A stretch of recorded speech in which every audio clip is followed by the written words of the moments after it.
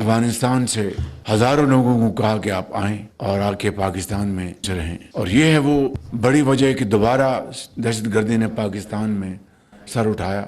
دہشت گردی نے دوبارہ اس ملک کی ترقی اور خوشحالی کے اوپر ایک شدید وار کیا ہے۔